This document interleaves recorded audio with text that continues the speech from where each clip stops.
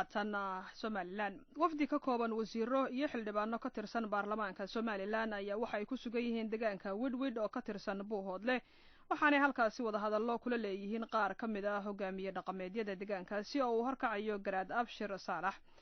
waxaase jira warar kale oo sheegaya inaanay wada hadallada ka soo qayb gelin hogaamiyaasha kale ee dhaqanka ee deegaanka Buuhoodle Cabdisalaan Hereri oo VOA ka tirsan oo jooga London ayaa khadka telefoonka waxa uu ku wareystay wasiirka isgaarsiinta ee Somaliland Cabdirasaaq Ibrahim Atash oo ah afayeenka wafdiga Somaliland waxaan ugu horreyntii weydiiyey halka ay wada hadalladoodu marayaan wallahi Cabdisalaan wada hadalladu waxay marayaan meel aad u sareysa runtii oo waqtigii aanu filaynay iyo timekii aan ugu talagalnay aad uga soo fududaaday oo aan wax walba ay runtii si wanaagsan ugu socdaan marka meel aad u sareysay marayaan oo aan isleeyahay runtii hadda gabagaboon bay ku dhow yihiin Cabdirasaaq marka hogaamiyaashii dhaqanka ee deegaankaasi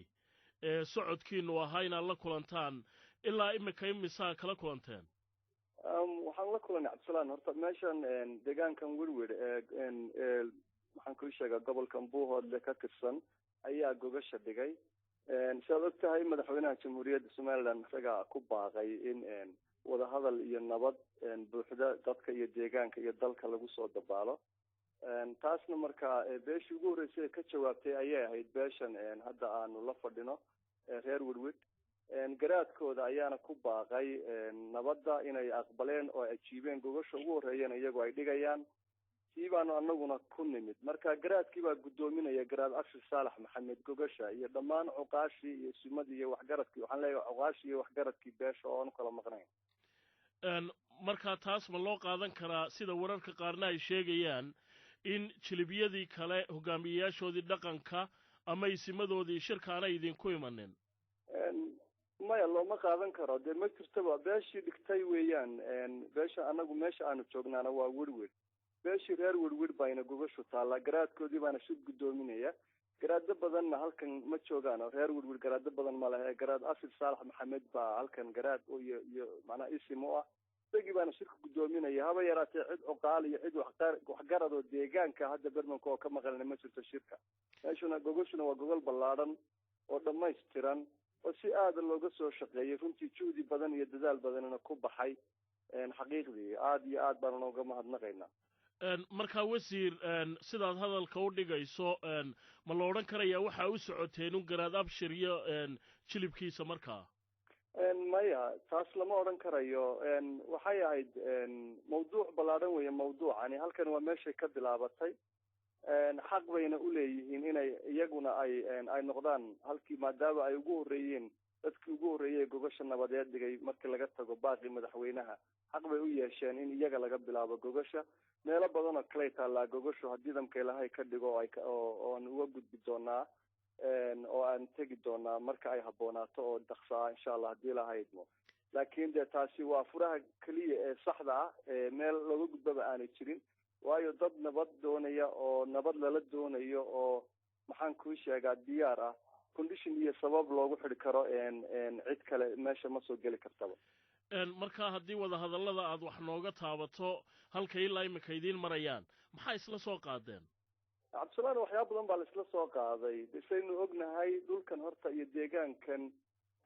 waa deegaan muddo dheer deganaan jiray oo aan dhibaatooyin ka jirin ase yeeshee muddooyinkii dambe dhulkan waa ogtahay jamhadihii waxbaa ka bilaabmay taasi waxay keentay isku dhacyo mararka qaar dhex mara ciidanka Somaliland ee aaggan jooga iyo maxaan ku sheegaa jamhadahaas taasi waxay markaa ay ka dambeysay in deegaankan reer Widwid ay arkaan in istiraatiijiyadda nololeed ee jamhadahan ay wadaan aynay ahayn mid damaanad qaadaysa nolosha iyo mustaqbalka caruurahooda soo socda kaasi waxa uu ahaa wasiirka isgaarsiinta ee Somaliland Cabdirasaaq Ibrahim Atash oo khadka telefoonka ee magaalada London ugu waramayay wariyahayaga Cabdisalaan Hereri dhinaca kalena wada hadalladaas waxaa qaadacay oo ka hor yimid jabhadda SSC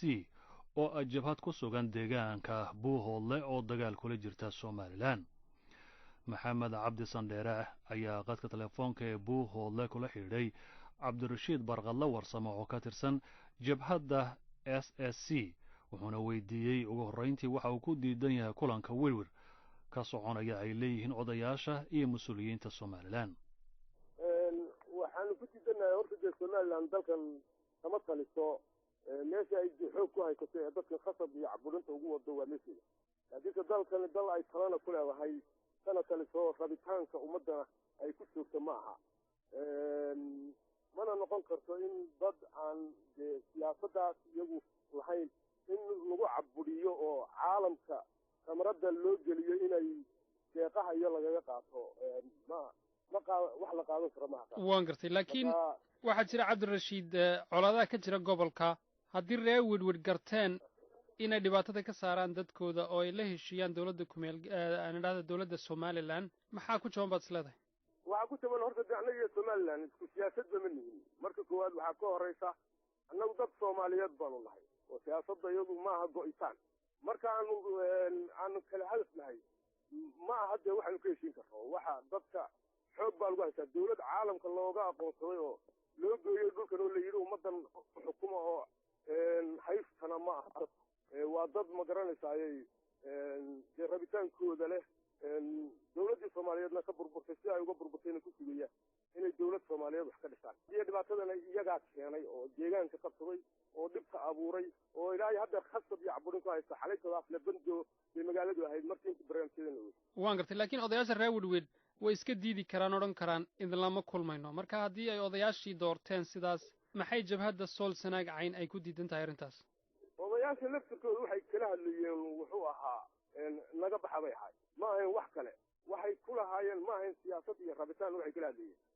waxay lahaayeen wedwed nooga kaxeeya bay lahaayeen waan gartay laakiin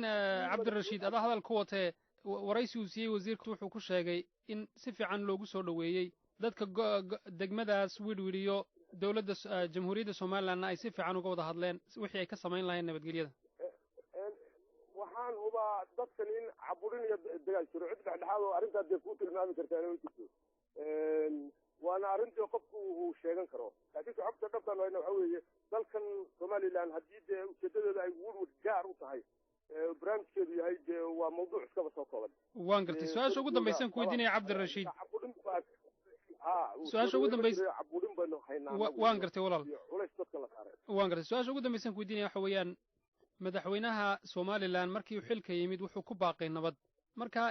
miyayna ahayn fursad wanaagsan inaad madaxweynaha baaqiisa inta maaragtay laga faa'iidaysto lala hadlo somalilan oo nabad laga dhaliyo gobolkaas aad idinku joogtaan ma aha fursad wanaagsan sababtoy tahay annagu dee isku jeedaba ma nihin marka koowaad waxaa asalka ah baa laga wada hadlaa annagu dad siyaasadda somalilan iyo go'itaankeeda waafaqsan ma nihin haddii uu dalka inta laga baxo uu gobol dhigayo dee iyo wadatashi ha cabdirashiid barqadle warsame oo ka tirsan jabhadda s a c oo qadka telefoonka ugu warramaya wariyahayaga maxamed cabdi sandheere oo washington jooga halkani waa laantaf soomaaliga idaacadda v o a washington iminkana dhegeystayaal